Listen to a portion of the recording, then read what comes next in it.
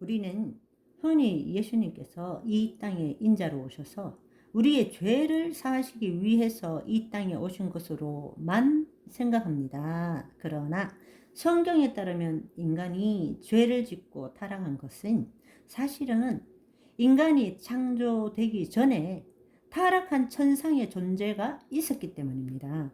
따라서 하나님의 관점에서 볼 때 하나님의 구속사에서 지금 우리가 생각하고 있는 그 스케일을 넘어서 엄청난 일들이 있다라는 것을 알아야 합니다. 그런데 우리는 단지 예수 그리스도와 그분이 하나님이신데 성육신 하셔서 인자로 오셔서 우리의 죄를 사하시기 위해서 죽으시고 부활하시고 승천하셔서 약속하신 보혜사 성령님을 보내주셨다라는 정도로 우리는 단순하게 생각하지만 그 안에는 엄청난 신비롭고 놀라운 일들이 있다라는 것을 예수님의 승천편을 통하여 함께 나누기를 원합니다. 우리는 흔히 우리의 감각으로 인지되는 시공간 안에서 일어나는 물리 세계에 대해서만 생각하지만 사실은 시공간을 초월한 영적 세계를 우리는 볼 줄 알아야 합니다. 예를 들자면 지상의 존재뿐만 아니라 천상의 존재가 있다라는 것, 하늘과 땅만 있는 것이 아니라 땅 아래가 있다라는 것, 이 세상뿐만 아니라 예수님이 재림하신 이후에 오는 세상도 있다라는 것을 알아야 합니다. 사실은 이 모든 것들은 창세기에서부터 요한계시록까지의 그 말씀 안에 이 모든 것들이 포함되어져 있습니다. 그래서 만물이 그에게서 창조되되 하늘과 땅에서 보이는 것들과 보이지 않는 것들과 혹은 왕권들이나 주권들이나 통치자들이나 권세들이나 만물이 다 그로 말미암고 그를 위하여 창조되었고 라고 골로새서 1장 16절은 말하고 있습니다.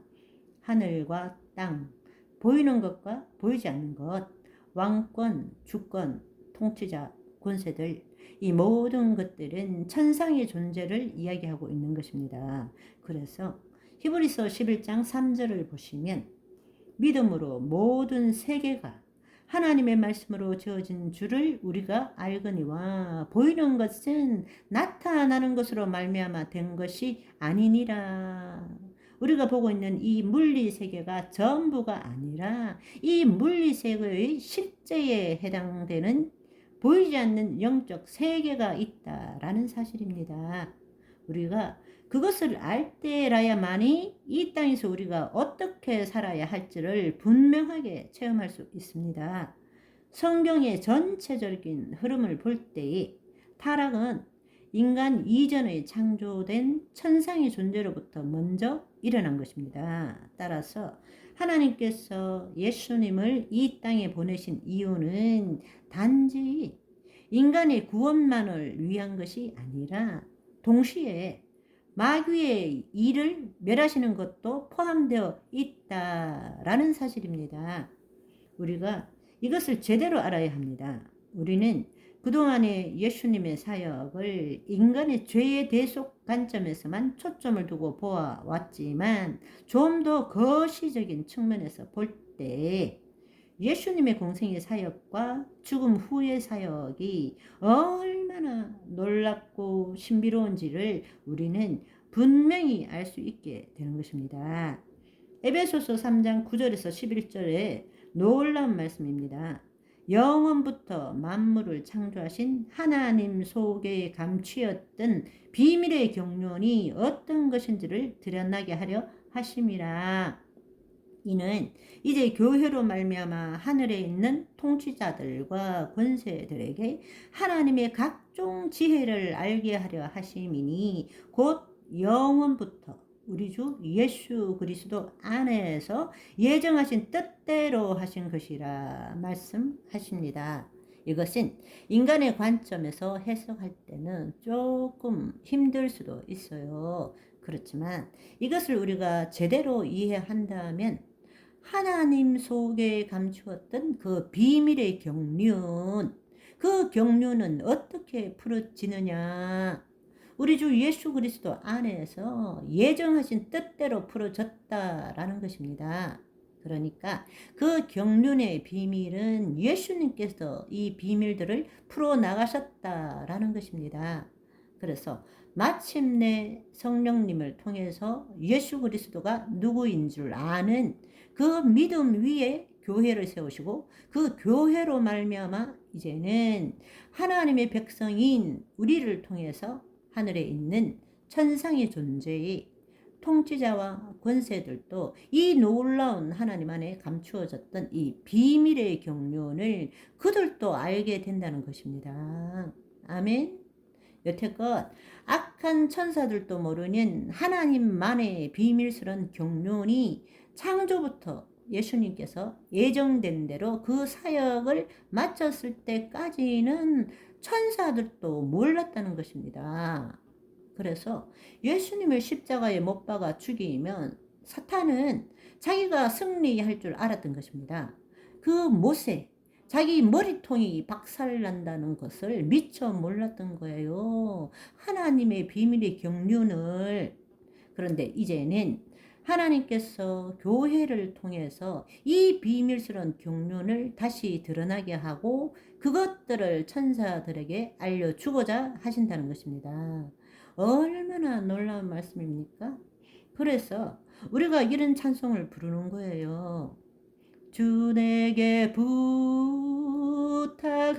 부탁하시니 천사도 흠모하겠네.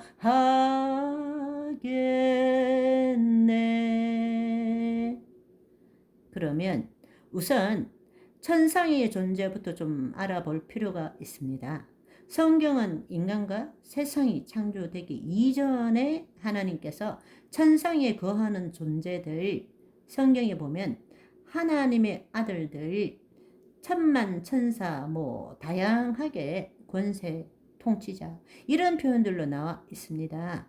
그 천상의 존재들을 창조하셨고, 이런 존재들 중에서는 가장 높은 위치에 있는 바로 하나님의 보좌를 지키는 천사장들도 있었습니다. 그 천사장이 크게 나누면 미가엘, 가브리엘, 루시퍼입니다. 본래 루시퍼의 원래 이름은 루시엘이었죠. 타락하면서 루시퍼로 바뀐 것입니다. 이 루시퍼는 하나님을 경배하는 천사장이었습니다. 그런데 이사야 14장 12절에서 14절에 보시면 아침의 아들 계명성은 루시퍼라고 불립니다. 너가 너의 마음에 이르기를 내가 하늘에 올라 하나님의 뭇별 위에 내 자리를 높이리라. 내가 북극 지폐 산 위에 앉으리라. 하나님을 대적할 뿐만 아니라 하나님의 자리에 자신이 앉고자 한다는 것입니다. 가장 높은 구름 위에 올라가 지극히 높은 이와 같아지리라 하는도다 라고 표현하고 있습니다. 하나님과 같아진다는 것은 죄의 속성입니다. 그래서 범죄한 인간들이 말씀을 볼 때에 하나님과 같이 되어 말씀을 가지고 선과 악을 나누고 판단하는 것입니다. 판단은 오로지 하나님만 하실 수 있는 것인데 인간은 판단이 아니라 분별을 해야 되는 것입니다. 이 사탄이 하나님을 대적하고자 하는 마음을 품었다는 것입니다. 이것을 좀 더 구체적으로 보면 에스겔서 28장에 보시면 기름 부음을 받고 지키는 그룹이었고 지원받던 날부터 모든 길에 완전하더니만 마침내 불의가 드러났고 아름다움으로 마음이 교만하였고 영화로움으로 지혜를 더럽혔다라고 말하고 있습니다. 오늘날 타락한 루시퍼를 우리는 사탄이라고 부르죠.